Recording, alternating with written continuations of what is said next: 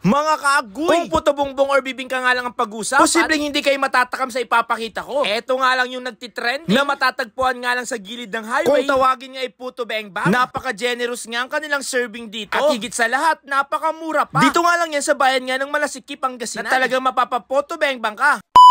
May natagpuan nga tayo sa bayan nga ng Malasiki na napakarami nga nilang binibenta dito na bibingka na talagang mapapabili ka dito dahil legit na masarap ang kanilang benta. Eto nga ang puto bengbang na may offer na classic at special. At eto nga ang may-ari na mapapabengbang ka talaga dahil sa kanilang ino-offer na masarap na quality na bibingka at puto bongbong. Ang lokasyon nga lang nito mga kaagoy sa Malasiki, Kawayan, Bugtong. Gilid nga lang sila ng Iglesia ni Cristo. Ang presyo nga ng kanilang classic ay nasa 35 pesos. Pagdating sa kanilang special, nasa 59 pesos. Araw-araw ngayon marami nga sila ditong niluluto. Almost 3 months na nga ito mga kaagoy. At talagang pinupuntahan nga sila dito ng maraming tao. Promises mga kaagoy, kapag natikman nyo nga ito ay napakasarap at talagang babalik-balikan nyo. Kaya kung naghahanap nga kayo ng napakasarap at quality nga na puto bongbong at bibingka mga kaagoy, ay subukan nyo nga dito. Ito lang naman ang puto bengbang na merong ino-offer yun na 2 produkto na may pagpipilian na classic at special. Mapa-estudyante, nanay, tatay ay palaging andito. Sa timplado nga nila ng kanilang bibingka ay talagang sinisigurado talaga nila na high quality at premium nga sa ingredients. Kaya subukan nyo nga ito. At bukod nga sa bibingka, meron rin sila ditong ino-offer na puto bengbang or tawagin ay puto bongbong. Hindi talaga mawawala ito pag malapit na nga ang Christmas. At dito nga lang ako nakakita ng puto bongbong na grabe nga ito sa haba. Kaya sulit nga ang pera nga natin dito mga kaagoy. Sa kanilang classic nasa 49 pesos. At para naman sa kanilang special ay nasa 69 pesos. O diba, napakamura, astig. Kung makikita nyo nga ito sa Bugtong, etong nagluluto, ibig sabihin yan na nga yan. Dito nyo na matitikman ang napakasarap na puto bongbong at bibingka. Grabe, sino hindi mapapabili sa ganitong itsura? Hindi tinipid sa ingredients. Kung ano nga yung nakikita nyo, yan nga mismo ang kanilang sinuserve nga dito. Ito nga yung special na may toppings pa. At eto naman yung kanilang classic na panalo rin sa lasa. Abay tara dito, wag na magpahuli. Dahil makakasigurado nga kayo dito, ang pera nyo nga ay hindi tapon, kundi sulit at legit na panalo. Suportahan natin ang negosyo nga nila. Nang sa ganon ay mas dumami pa ang kanilang kita at maging sulit ang kanilang pagod. Ngayon naman, ipapakita ko nga sa inyo kung paano nga nila ito isinuserve sa kanilang mga customer. Eto nga ang magbebengbang sa inyo. Este yung may-ari ng puto bengbang. Pinapangako niya nga sa inyo mga kaagoy, sa bawat kagat nyo nga sa kanilang benta ay talagang masasarapan kayo. Eto nga ang kanilang special na bibingka na pinapahiran nga ng margarine at bubudburan nga ng maraming cheese na nilagyan pa nga ito ng buko at saka bubuhusan nga ito ng condensed. At para naman sa kanilang puto bongbong na special, papahidan nga lang din ng margarine at lalagyan nga ito ng napakaraming cheese at sa ibabaw naman ay maglalagay rin sila ng buko. Syempre, hindi mawawala ang kanilang leche plant. Hindi lang isa, kundi 3 nga ang nilalagay nga nilang leche plant dito mga kaagoy. At bubuhusan pa nga yan ng condensed. Grabe, ganitong bibingka at puto bongbong ay talagang panalo. Kaya tara dito mga kaagoy, bili na kayo. At eto nga ang kakainin nga nating lahat. Itsura pa lang ay talagang special na. Kahit nga sa classic nga nila, hindi mo malalaman na classic yan. Sobrang worth it nga bumili nga dito mga kaagoy. At grabe sa sarap, panalo. Ito talaga ang hinahanap natin na puto bongbong. Kaya wag na nga kayo magpahuli, ayain nyo na nga ang tita, tito, mga kapatid at mga nanay at tatay nyo. Manrin natin dito ang kanilang special na bibingka. Sobrang laki nito sa personal mga kaagoy. At kita natin ang mga toppings nga nito. At sa unang subo nga natin dito ay talagang babalik-balikan ko. Natagpuan ko na nga talaga ang masarap panalong bibingka at puto bongbong. O siya, kakain muna ako, hanggang dito na lang muna. Salamat, bye-bye, agoy!